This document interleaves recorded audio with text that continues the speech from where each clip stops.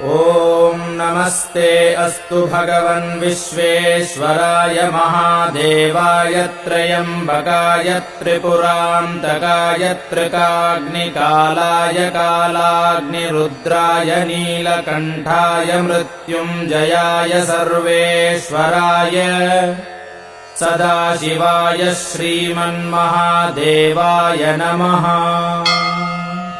ॐ श्रीगुरवे नमः। ॐ गणपतये नमः।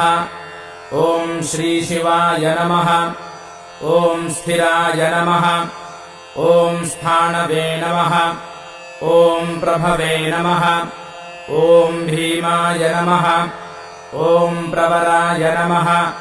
ॐ वरदाय नमः। ॐ वराय नमः। ॐ सर्वात्मने नमः। ॐ सर्वविख्याताय